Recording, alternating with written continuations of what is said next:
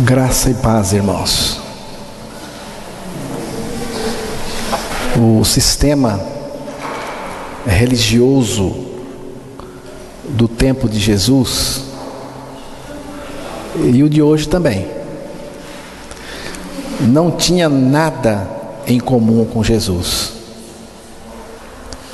Jesus era uma figura que não tinha aceitação entre os religiosos. O Novo Testamento começa com o sistema religioso expulsando Jesus do meio deles. Era Jesus de cerca de 30 anos, diz a palavra, quando ele foi levado pelo Espírito Santo ao deserto para ser tentado pelo diabo. Quando ele retornou do deserto, no poder do Espírito Santo, ele foi para a Galileia e ensinava nas sinagogas. E chegando em Nazaré, entrou numa sinagoga, pegou o rolo, o livro, o rolo, e abriu em um trecho do profeta Isaías. Lucas, capítulo 4, versículos 18 e 19, foi a passagem que Jesus leu lá. O Espírito do Senhor é sobre mim, pois que me ungiu para evangelizar os pobres, enviou-me a curar os quebrantados de coração, a pregar liberdade aos cativos e restauração da vista aos cegos, a pôr em liberdade os oprimidos, a anunciar o ano aceitável do Senhor. O que Jesus leu é o Evangelho. É a obra que Jesus veio fazer, a obra da libertação. Ele veio para libertar, tirar o peso, tirar o pecado, tirar a religião, tirar tudo, aquilo que não é o Evangelho. Ele leu, fechou o livro, devolveu ao assistente e sentou-se. Então começou a dizer-lhes: hoje se cumpriu esta escritura em vossos ouvidos. Jesus estava dizendo: eu sou essa profecia que acaba de se cumprir diante dos olhos de vocês. Mas sabe o que aconteceu? Nos versículos 28 ao 30, e todos na sinagoga, ouvindo estas coisas, se encheram de ira, e levantando-se o expulsaram da cidade e o levaram até ao cume do monte em que a cidade deles estava edificada, para dali o precipitarem. Diz aqui o texto que o sistema religioso expulsou Jesus da sinagoga, da cidade, logo no início do seu ministério. O povo religioso, o seu próprio povo, expulsou Jesus da sinagoga e da cidade. Jesus não servia para o convívio deles. E de fato, irmãos, não serve mesmo. porque Jesus e a religião não tem nada a ver. E durante todo o ministério de Jesus foi um embate contra esse sistema religioso perverso. Encerrando o Novo Testamento, temos uma igreja que se diz dele, mas tira o cartão vermelho para Jesus. Apocalipse, capítulo 3, verso 20.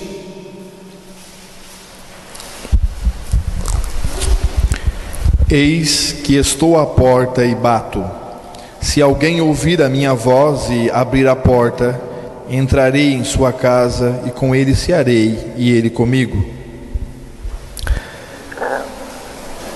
O Novo Testamento termina com a expulsão de Jesus pelo sistema religioso que se diz ser a sua igreja.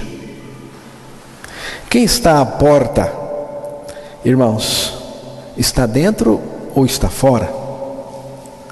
A igreja pós-moderna não liga para Jesus.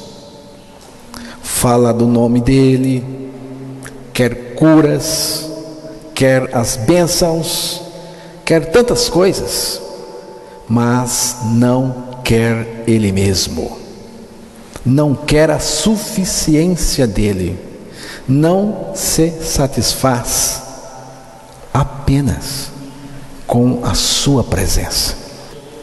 Mateus capítulo 23, o verso 37, depois podemos ler também Lucas 19, verso 41. Jerusalém, Jerusalém, que mata os profetas e apedrejas os que te são enviados. Quantas vezes quis eu ajuntar os teus filhos, como a galinha ajunta os seus pintos debaixo das asas, e tu não quiseste.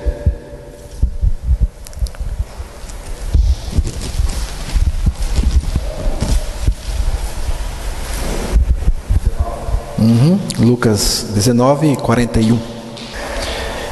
E quando ia chegando, vendo a cidade, chorou sobre ela. Exatamente. Há um cântico que diz que Jesus chorou na cruz. É um cântico antigo, mas isto não é verdade. Na cruz, Jesus não chorou. Em nenhum momento Jesus chorou na cruz. Nem chorou nos momentos que antecederam a crucificação. Ele suou sangue, mas não derramou lágrimas. Mas quando ele olhou para Jerusalém e ele viu um sistema religioso perverso, um sistema religioso que repelia a sua suficiência salvadora, Jesus chorou. E no texto de Mateus, ele usa uma expressão maravilhosa, uma expressão da sua suficiência que aquele povo religioso não queria. Ele diz aí, usando a expressão que ele muitas vezes quis reunir debaixo de suas asas. Essa expressão reunir debaixo de suas asas Aí ele se coloca como uma ave, a figura de uma ave que protege os seus filhos. E ele então, essa é uma expressão maravilhosa, irmãos. É exatamente a expressão da atração. Jesus nos reunindo em seu corpo, nos colocando no seu corpo para poder nos salvar com a sua suficiência total ali na cruz. Hoje nós vamos analisar esse sistema perverso, essa religião diabólica que expulsa Jesus. Expulsou no início, expulsou no final. Apocalipse, capítulo 3.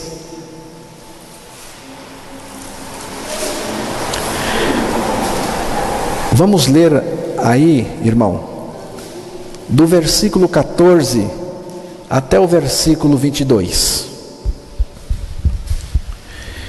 E ao anjo da igreja de Laodiceia escreve: Isto diz o Amém, a testemunha fiel e verdadeira, o princípio da criação de Deus.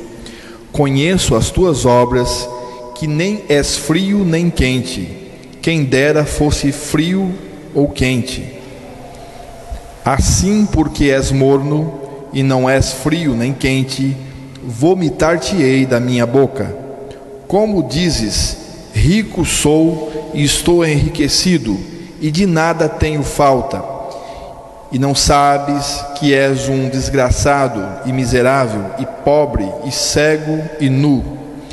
Aconselho-te que de mim compres ouro provado no fogo, para que te enriqueças, e roupas brancas, para que te vistas, e não apareça a vergonha da tua nudez, e que unjas os teus olhos com o colírio, para que vejas. Eu repreendo e castigo a todos quantos amo. Sê, pois, zeloso e arrepende-te. Eis que estou à porta e bato. Se alguém ouvir a minha voz e abrir a porta, entrarei em sua casa e com ele cearei, e ele comigo. Ao que vencer, lhe concederei que se assente comigo no meu trono, assim como eu venci e me assentei com meu Pai no seu trono. Quem tem ouvidos, ouça o que o Espírito diz às igrejas. Laodiceia é a 7ª igreja descrita pelo apóstolo João. Essas 7 igrejas estão colocadas como um tipo, uma representação. Elas significam mais do que igrejas locais. Elas falam da história da igreja na face da terra. Elas contam toda a história da igreja. Cada igreja dessas era uma igreja local, mas também tipificava uma época, um período da história da igreja. São características que marcam uma época, mas também que são encontradas nas igrejas em qualquer época da história. Parece, irmãos, que Laodiceia representa o último período da história da igreja na terra. Depois de Laodiceia, a igreja de Cristo será transportada para o céu no evento maravilhoso chamado de arrebatamento. Apocalipse 4, o verso 1, você pode ler aí. Depois dessas coisas, olhei e eis que estava uma porta aberta no céu, e a primeira voz que, como de trombeta, ouvira falar comigo, disse: sobe aqui e mostrar-te-ei as coisas que depois dessas devem acontecer. Depois destas coisas, se refere ao tempo abrangido pelas 7 igrejas. Do capítulo 4 ao 19 do livro de Apocalipse, temos todo o caminho desde o arrebatamento dos santos da igreja até a segunda vinda de Cristo. É o que vai acontecer, irmãos, na terra depois do arrebatamento. É uma descrição do céu do que está acontecendo na terra. A última coisa da igreja é o arrebatamento dos santos. João subiu e nós vamos subir, porque a subida de João também representa a subida da igreja, da verdadeira igreja. A história da igreja sobre a terra, nessa altura dos acontecimentos, terá chegado ao fim. Agora a cena passa para o céu, conforme o texto mostrou. A partir desse momento, temos a história do que vai acontecer no céu, após o arrebatamento da igreja. Foi a primeira vez que João via as coisas acontecerem sobre a terra e as registrava. Mas ele via o que estava acontecendo, irmãos, do ponto de vista do céu. Ele estava olhando para baixo. Tudo o que acontece na terra resulta de algo que sucederá no céu. A causa está no céu e o efeito se verificará na terra. Laodiceia representa a característica falsa do sistema religioso dos tempos do fim. Tudo indica, irmãos, que o nosso tempo é esse tempo que a igreja de Laodiceia está representando. A partir do capítulo 4 do livro de Apocalipse, a palavra igreja não é mais mencionada. São mencionados os 144 mil, os judeus, os gentios, as pessoas que estão sendo salvas durante a grande tribulação, mas não se diz nada da igreja. É mais uma indicação de que a igreja já subiu. Vamos analisar algumas características dessas igrejas representadas pela igreja de Laodiceia. Irmãos, o nome Laodiceia já começa aqui no nome. Significa justiça do povo, direito do povo, democracia. É um sistema antropocêntrico. Tudo existe em função do homem. A palavra de Deus, a pregação expositiva da palavra de Deus não é valorizada, o evangelho não é enfatizado, nem sequer conhece o que é o evangelho. Usa o nome de Jesus para se tornar confiável, mas não tem nenhuma relação verdadeira e pessoal com Ele. Fala dele, mas não tem nenhum contato pessoal com Ele. A mensagem dessa igreja é embasada no humanismo e nos ensinos de demônios. Não se pode falar do pecado, não se pode falar de inferno, não se pode enfatizar a santidade de Deus, porque essas coisas ofendem. Então é melhor não tocar nisso. É uma igreja em si mesmada, é uma igreja que se estriba na autossuficiência, é frequentada por muita gente, irmãos.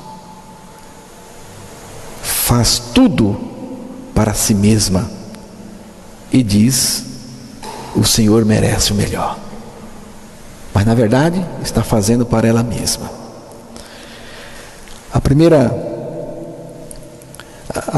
A outra característica, irmãos, é que essa é uma igreja nojenta, viu? É uma igreja emporcalhada, é um sistema religioso sujo. Veja aí os versos 15 e 16 do capítulo 3 de Apocalipse. Conheço as tuas obras, que nem és frio nem quente. Quem dera fosses frio ou quente. Assim, porque és morno e não és frio nem quente, vomitar-te-ei da minha boca. Como dizes, rico sou e estou enriquecido, e de nada tenho falta, e não sabes que és um desgraçado e miserável, e pobre, e cego, e nu. Isso. Morno. O termo morno é citado aí por Jesus nesse texto. Conheço as tuas obras, que nem és frio nem quente. Quem dera que foras frio ou quente. Assim, porque és morno. Morno. Não tem fronteiras definidas e nítidas, porque o morno nem é quente nem é frio. Não tem marcos divisórios visíveis. As coisas se misturam nessa igreja. Tudo é aceitável e normal. Não tem fronteira entre o pecado e a santidade. Não existe separação. Não tem distinção. É uma coisa terrível. Jesus usa uma expressão forte. Ele diz aí: vomitar-te da minha boca. É a coisa mais asquerosa na palavra que Deus diz para alguém. Ela diz que é de Deus, mas Deus tem nojo dela. É isso que ele está dizendo. Sente indigestão quando olha para ela. Essa igreja, irmãos, esse sistema religioso perverso provoca ânsias de vômito em Deus. Ela é nojenta, ela é porca. O que é vômito? O que é vômito? Vomitamos coisas que ingerimos e não foram digeridas pelo suco gástrico. Se você comeu um churrasco e esse churrasco não foi devidamente digerido, dissolvido ou desintegrado, ou seja, ele permanece intacto, permanece churrasco dentro de você, você vai ficar mal e vai vomitar esse churrasco que não quis deixar de ser churrasco. Mas se ele for dissolvido devidamente, se desintegra, deixará de ser churrasco e integra o seu organismo e vira vitamina. Coisas vomitadas são aquelas, aqui, no sentido representativo, coisas vomitadas são aquelas que recusam ser absorvidas pelo Senhor Jesus Cristo.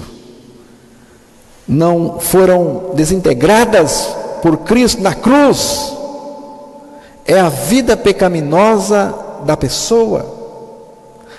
O eu continua intacto, vivo, não morreu, não foi absorvido e dissolvido em Cristo naquela morte na cruz. Se não morrer com Cristo na cruz, não dá para se tornar um com Ele.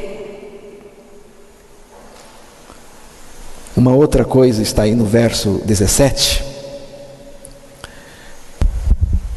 Como dizes tu, rico sou e estou enriquecido e de nada tenho falta, e não sabes que és um desgraçado e miserável e pobre e cego e nu. É um sistema desgraçado, miserável, pobre, cego e nu. É uma igreja desgraçada, miserável, pobre, cega e nu.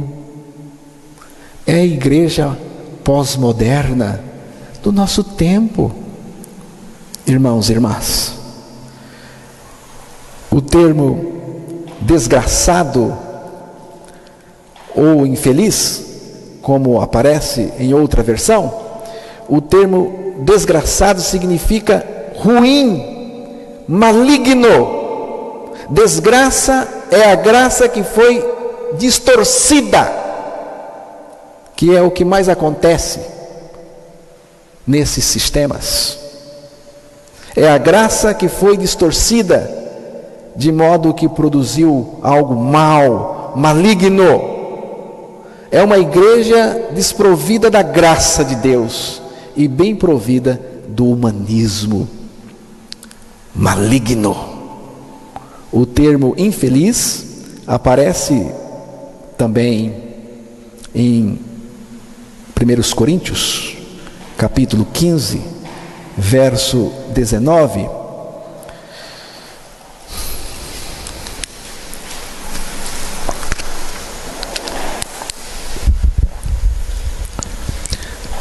Se esperamos em Cristo só nessa vida, somos os mais miseráveis de todos os homens.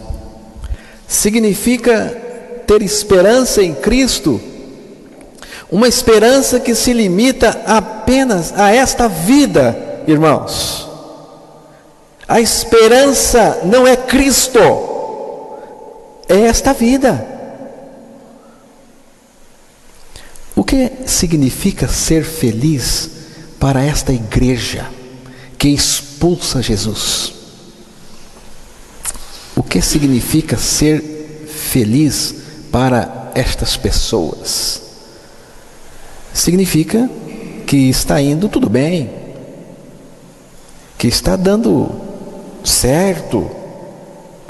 Quando alguém diz, eu mereço ser feliz, eu mereço ser feliz, é isso que ela está dizendo.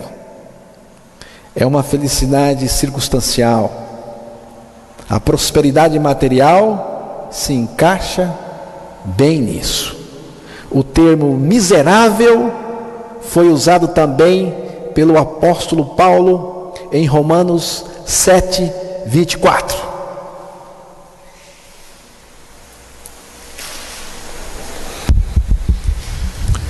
Miserável homem que eu sou, quem me livrará do corpo desta morte? Miserável homem que eu sou, quem me livrará do corpo desta morte? O que é o corpo desta morte? Nós temos 3 expressões A palavra fala do corpo do pecado,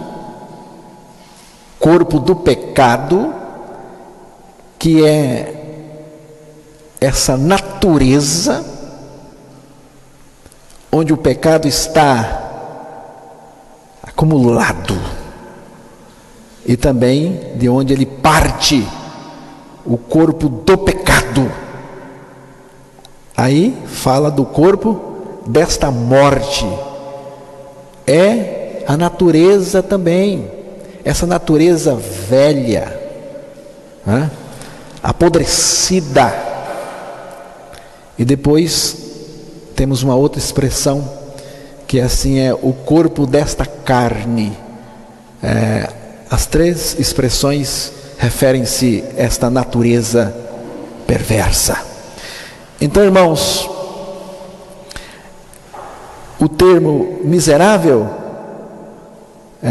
usado também pelo apóstolo Paulo, refere-se à vida escravizada pelo pecado. É uma igreja escravizada pelo pecado. Refere-se à vida escravizada pelo pecado. Fala da natureza pecaminosa da pessoa. Paulo está falando da sua vida antes de ter sido salvo por Jesus Cristo. Depois nós temos lá a palavra pobre. Aqui significa desprovido do rico tesouro de Deus. A palavra pobre neste texto quer dizer desprovido do rico tesouro de Deus. O tesouro de Deus é a vida de Cristo, irmãos. É Cristo mesmo.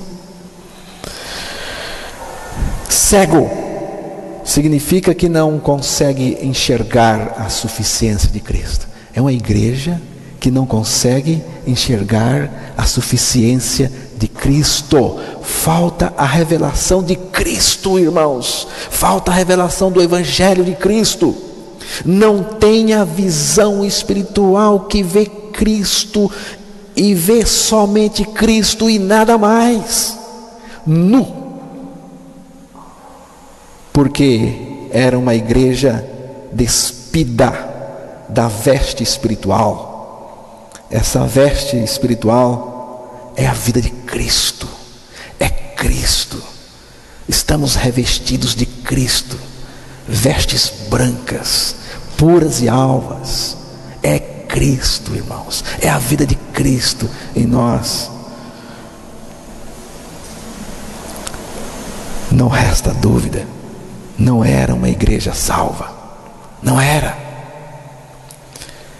Vamos ler novamente o verso 17. De maneira que agora... Apocalipse.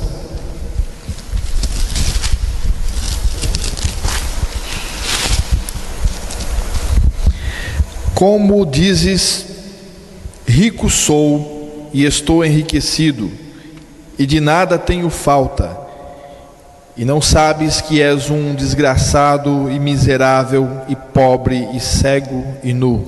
Era uma igreja que dizia orgulhosamente: de nada tenho falta. Irmãos e irmãs, era uma igreja, era um sistema religioso, era abastada em obras.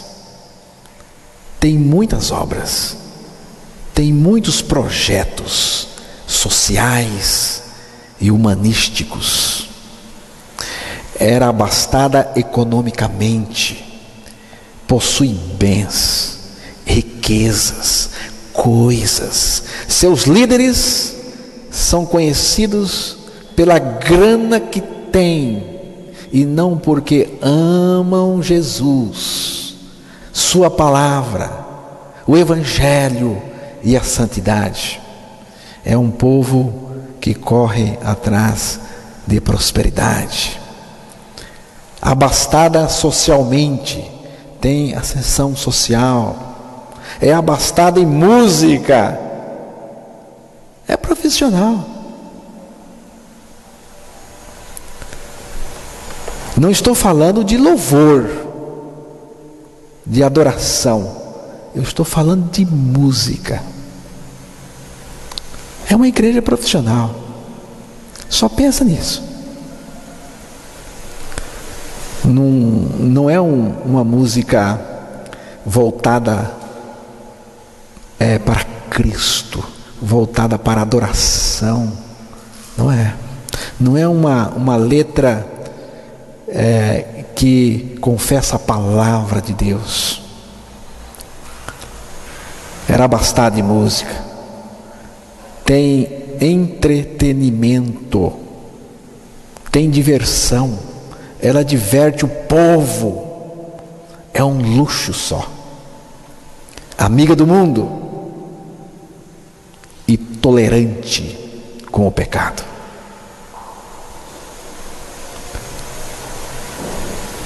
É a igreja que deu cartão vermelho para Jesus, embora continue usando o seu nome egoisticamente para levar vantagem neste mundo. É o verso 20 aí de Apocalipse 3. Eis que estou à porta e bato. Se alguém ouvir a minha voz e abrir a porta, entrarei em sua casa e com ele cearei e ele comigo. Eis que estou à porta e bato.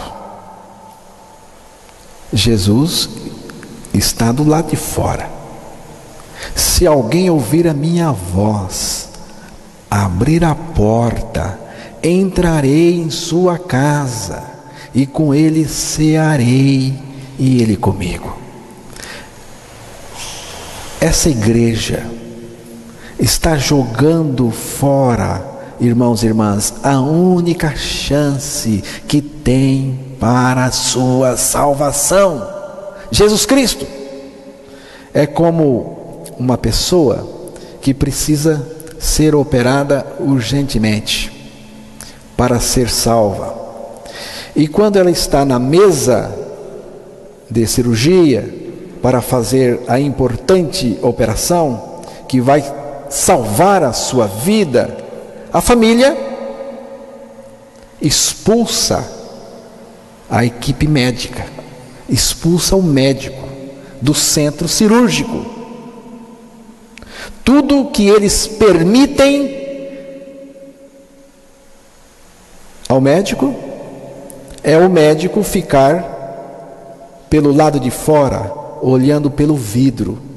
Vez outra, o médico bate na porta, dizendo: abre a porta, deixe-me entrar para salvar a vida do paciente, ele precisa de mim.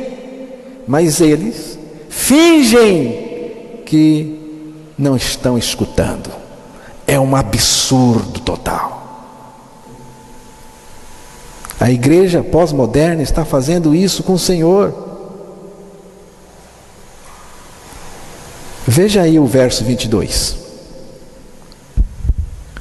Quem tem ouvidos, ouça o que o Espírito diz às igrejas. Quem tem ouvido, ouça. Você está escutando? Ou você está se fazendo que está escutando? Como na ilustração que eu citei para os irmãos. Ela não quer Jesus. Ela não quer Jesus. A igreja pós-moderna não quer Jesus. Mas Jesus, em seu amor imenso, oferece uma chance para ela. Jesus oferece uma mudança radical. Verso 18 e 19. Aconselho-te que de mim compres ouro provado no fogo, para que te enriqueças, e roupas brancas, para que te vistas, e não apareça a vergonha da tua nudez, e que unjas os teus olhos com colírio, para que vejas. Eu repreendo e castigo a todos quantos amo. Sê, pois, zeloso e arrepende-te. E essa chance que Jesus está oferecendo é a nossa morte com Ele na cruz. Ele estava fora da igreja, mas o seu propósito é estar dentro. Jesus estava fora, ele estava do lado de fora, mas o propósito de Deus, que é o propósito eterno de Deus, é estar dentro.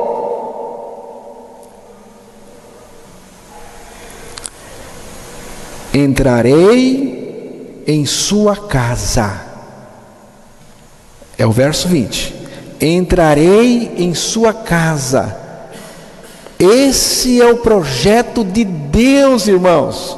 A casa aqui é você, é o nosso interior. Entrarei em sua casa e com Ele cearei, porque aqui é comunhão profunda com o Senhor dentro de nós, e com Ele cearei. É Ele que oferece essa ceia maravilhosa, e Ele comigo. Mas para Ele entrar, preste atenção agora, para Ele entrar, você tem que sair. Deus só aceita uma condição. Deus só aceita uma condição.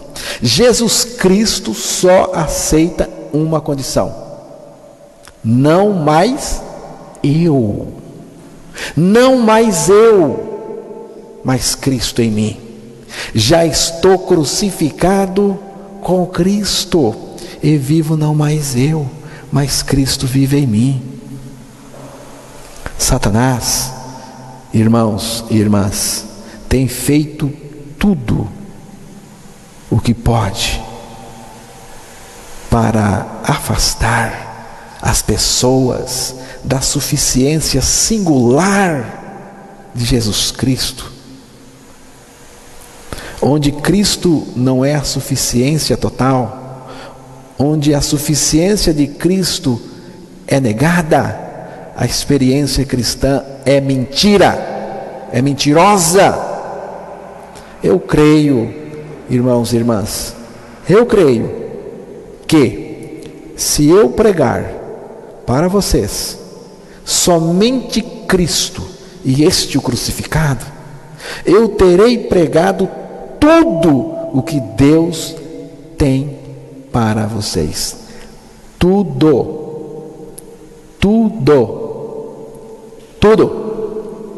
Entenderam? Amém, irmãos?